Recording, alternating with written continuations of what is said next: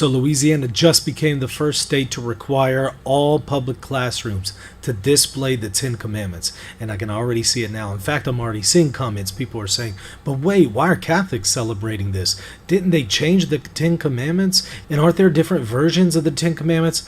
Look, this is a very common talking point by people who are often very misinformed. I'm going to get to the bottom of this in this video right here. Check it out.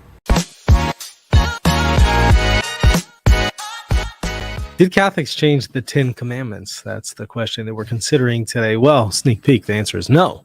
And in fact, usually the people who make that accusation are the ones who are going with a new way of ordering the Ten Commandments. And so they end up being guilty of the very thing they accuse Catholics of, which is the irony here.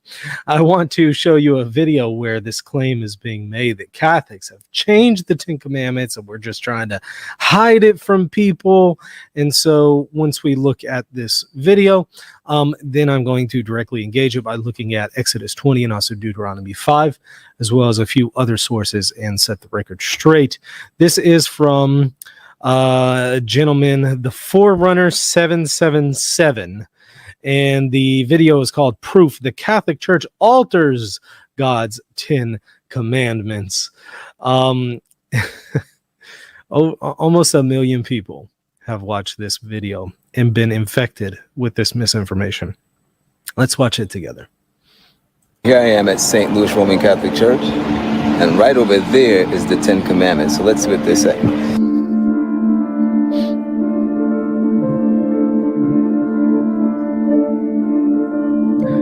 I love the music in the background. It's intense.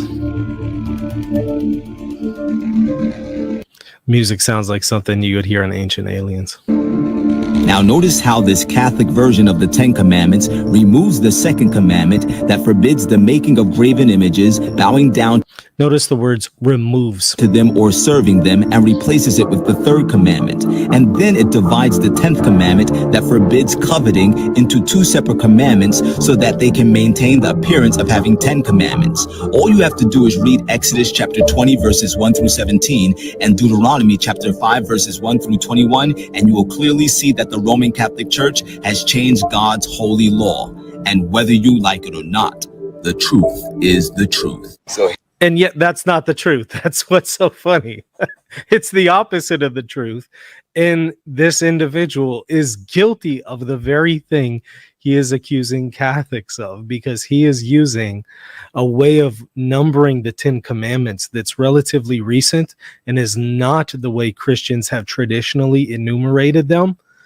And so he's guilty of the very thing he's accusing others of, but he's assuming that his particular way of ordering things is the biblical way. And in fact, that is not necessarily the case, as we're going to see here in a moment. I want to play the video one more time, however, and I want to pause just to highlight the words that he uses that assumes his position rather than demonstrates it. Listen again. Here I am at St. Louis Roman Catholic Church, and right over there is the Ten Commandments. So let's see what they say.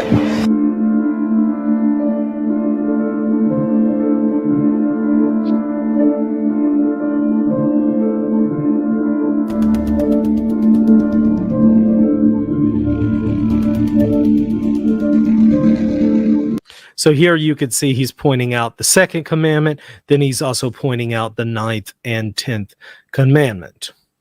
And so what he's going to argue is that the second commandment is not in accord with his second commandment, that we have dropped it. But in order to keep 10 and not be conspicuous and not show people of how deceptive we are, we've broken off the last commandment into 2, the 9th and 10th. That's what he is suggesting here. Now notice how this Catholic version of the Ten Commandments removes the second commandment that forbids the making of graven images. Removes, as if that was the second commandment to begin with. You see, he assumes his position from the beginning. Bowing down to them or serving them, and replaces it with the third commandment. And then it divides the 10th commandment. Divides the 10th commandment into the 9th and 10th. Again, he is assuming his particular way of ordering the Ten Commandments, which is relatively new. And he's saying that Catholics have deviated from it, when in fact that is not the truth. Here's the truth. Let me show you, before we look at scripture itself, let me show you kind of a way to order this. This is from an article by Catholic Answers that is very helpful. This is by Father Michael Lofton, the Catholic Ten Commandments. And here you can see one rendering of the Ten Commandments, which is the one that he is using. And that is, number 1, I am the Lord thy God, thou shalt have no other gods before me. Number 2, thou shalt not make unto thee any graven images. And then number 3, thou shalt not take the name of the Lord thy God in vain. Number 4, remember the Sabbath day. 5, honor your father and mother. 6, shall not kill. 7, shall not commit adultery. 8, shall not steal. 9, shall not bear false witness. And 10, you shall not covet.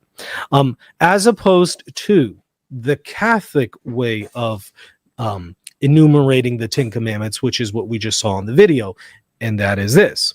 Number 1, I'm the Lord your God. You shall have no strange gods before me. Number 2, you shall not take the name of the Lord your God in vain.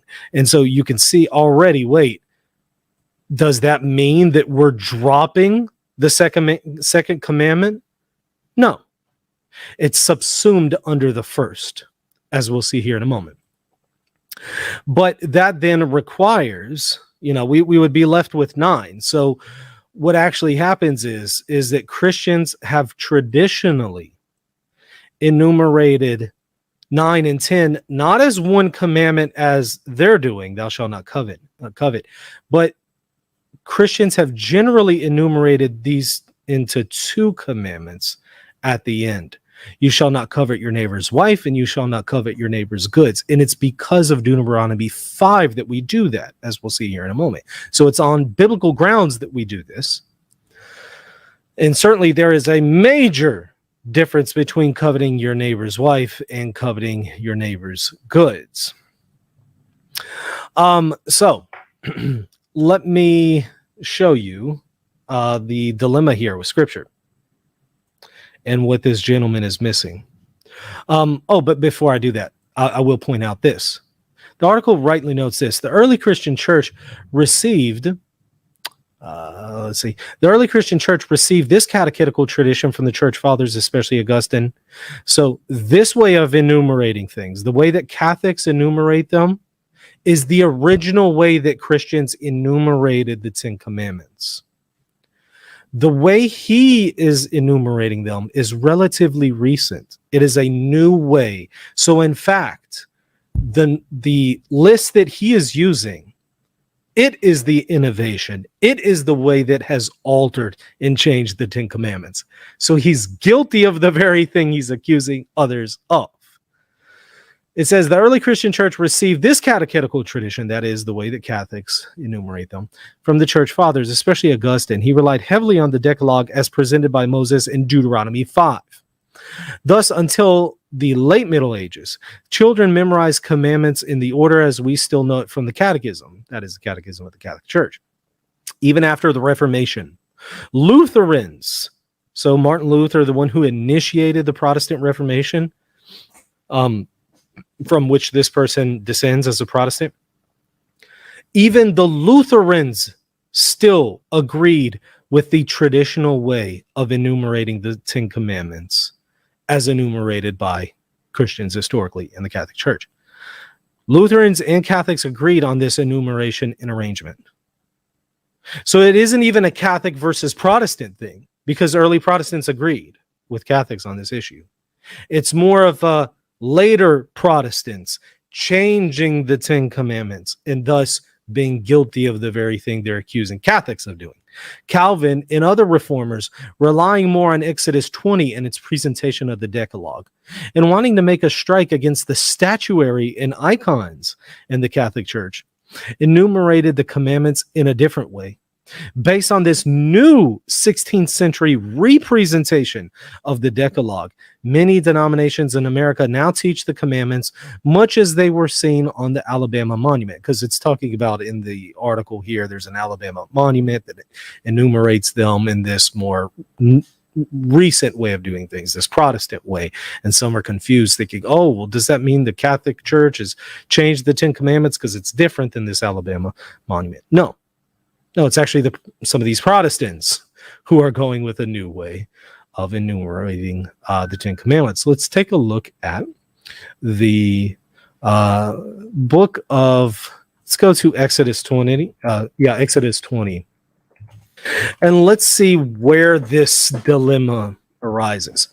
If you look at scripture, it talks about the 10 Commandments in two places, and it never uses the words 10 Commandments, by the way. It talks about them in Exodus 20 and Deuteronomy 5. And it nowhere tells you here's how to number them. It nowhere says here's how to number, here's number 1, here's number 2, here's number 3. It doesn't do that. So numbering them is a human system. In other words, Catholics and Protestants, some of these Protestants who are enumerating them in different ways, we have the same scriptures. We're just numbering them differently because really it's a human system when we consider how to number them. We have the same commandments because we have the same Exodus 20 and the same Deuteronomy 5. So we have the same commandments. But the question is, how do you enumerate them since it nowhere says, okay, this is number 1, this is number 2, this is number 3, this is number 4? It nowhere does that. Exodus 20, verse 1, and God spoke all these words, saying, I am the Lord your God who brought you out of the land of Egypt and out of the house of slavery. You shall have no other gods before me. All right, so some are going to say, okay, well, that's number 1. But does it say that's number 1? No, it doesn't. And then, you shall not make for yourselves a carved image. Some are going to say, okay, well, that's number 2. But does it say that's number 2? No, it doesn't. And in fact, you could subsume this, you shall not make for yourselves a carved image. You could subsume that under you shall have no other gods before me, because they're the same thing. God is nowhere forbidding images altogether, because a few chapters later in the book of Exodus, he instructs them in the tabernacle to have images. So he is instructing them in this context against bowing down to and worshiping these images as if they are God, which Catholics don't do. We agree that's idolatry. So you could actually subsume this one under the first commandment. But some Protestants are going to say, no, you have to make it distinct. But upon what grounds? It's the same thing. You shall have no other gods before me. That's doing what? That's forbidding idolatry. You shall not make for yourselves a carven image or any likeness or anything that is in the heavens above or is in the earth beneath or that is in the waters under the earth. You shall not bow down to them or serve them. For I am the Lord your God, and am a jealous God, visiting the iniquities of the fathers on the children to the 3rd and 4th generation of those who hate me, but showing steadfast love to the thousands of those who love me and keep my commandments. The purpose here is idolatry, not just making images altogether. Because again, he's not saying don't make images altogether, because he just tells them right after that to make images. But obviously he's not telling them to worship these images as if they're God. No, that's excluded. That's idolatry. So those two things are actually subsumed into one commandment. That's why Catholics just list it as one thing. We don't violate this commandment. We don't bow down to and serve images. We don't do that. That's not the purpose of iconography or even veneration of statuary. That's not the purpose. We're venerating the prototype, the one that it points to, rather than the image and object itself. Well, a whole lot more can be said about that. I'll put a link to more on that in the show notes. But you're starting to see, okay, well, it's not telling you here's number 1, here's number 2, here's number 3. So it does boil down to a human interpretation on how you are going to number these. It goes on to say, you shall not take the name of the Lord your God in vain, for the Lord will not hold him guiltless who takes his name in vain. Remember the Sabbath day to keep it holy. By the way, notice this. There's you shall nots in here. There's 10 you shall nots here. And yet several of them are not in relation to commandments that both Catholics and some of these Protestants have listed in their 10 commandments. In other words, you can't just go to the you shall nots in order to know what is a commandment, because if you did, you would end up with more than 10 commandments. So again, it boils down to interpretation. How are you going to enumerate these things? Don't take the name of the Lord your God in vain. Remember the Sabbath day, keep it holy. 6 days you shall labor and do all your work, but the seventh day is a day of Sabbath to the Lord your God. On it you shall do no work, you or your sons or your daughter or your female servants. For in 6 days the Lord made heaven and earth, the sea, and all that is in them. Honor your father and your mother, that your days may be long in the land of the Lord. You shall not murder, you shall not commit adultery, you shall not steal, you shall not bear false witness against your neighbor. You shall not covet your neighbor's house. You shall not covet your neighbor's wife. And here you'll notice it's the exact same Hebrew term. Chamad. Yeah, chamad. In the exact same term here, chamad, when it comes to coveting your neighbor's house and coveting your neighbor's wife. That's important. Pay attention to that. That's going to be important here in just a second. And that's pretty much the end of it. Okay, so you really have, if you were to count all the you shall nots and then count the remember the Sabbath day, keep it holy, and count the honor your father and mother, you end up with more than 10. So you have to figure out, okay, some of these are going to be subsumed under others. And that's what Christians have traditionally done. Since, again, God nowhere says, here's number 1, number 2, number 3, number 4. Now compare this to Deuteronomy 5. And you go to it, it says, Moses summoned all Israel and said to them, Hear, O Israel, the statutes and the rules that I speak to you. The Lord our God made a covenant with us in Horeb. The Lord spoke with you face to face. I'm the Lord your God who brought you out of the land of Egypt, out of the house of slavery. You should have no other gods before me. You shall not make for yourselves a carved image, just as we saw before. You shall not bow down to them to serve them, for I'm the Lord your God. You shall not take the name of the Lord your God in vain. Observe the Sabbath day, keep it holy. 6 days you shall labor and do all your work. Gives an explanation for the Sabbath. Honor your father and mother. You shall not murder, you shall not commit adultery, shall not steal, shall not bear false witness against your neighbor. You shall not covet your neighbor's wife, and you shall not desire your neighbor's house. Now, here's where the difference is between Exodus 20 and Deuteronomy 5. Here's a difference.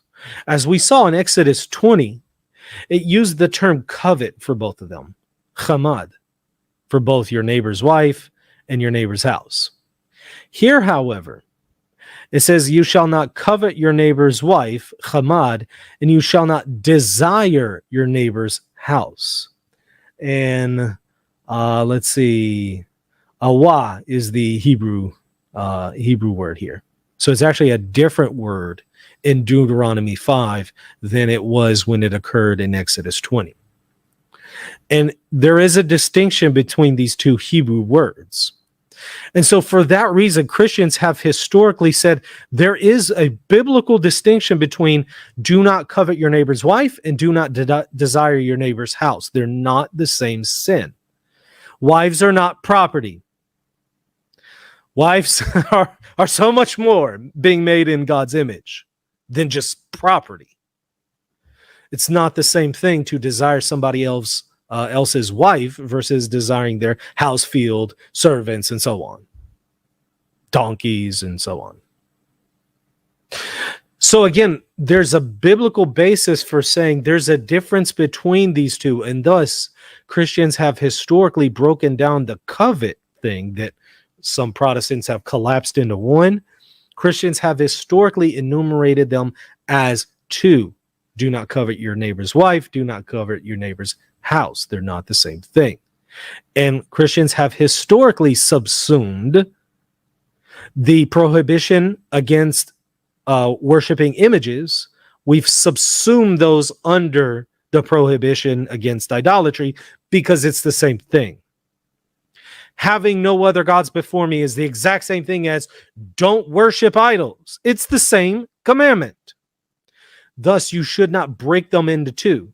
The only reason why you would break them into two is if you want to say, well, this prohibition against images is against images altogether. But that doesn't make sense because God literally tells them to make images in the temple. So it's not a prohibition against images altogether. It's a prohibition against worshiping them as God. So again, the irony here is what this individual said is not the truth. And he's the one who is guilty of the very thing he is accusing Catholics of being guilty of. Let's watch it one last time so that we can appreciate and see how ironic this really is. So he's here at St. Louis Roman Catholic Church. He's here to set the record straight and expose Catholics as changing the Ten Commandments. I am at St. Louis Roman Catholic Church, and right over there is the Ten Commandments. So let's see what they say.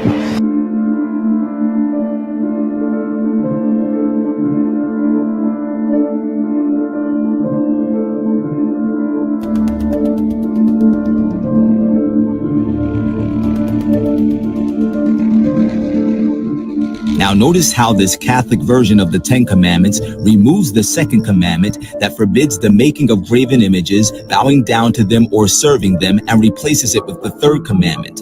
And then it divides the 10th commandment that forbids coveting. Again, notice how he is assuming his way, which is the more recent way, assuming it as the standard, and then saying, well, look, Catholics are deviating from that standard, as if he has the authentic standard to begin with.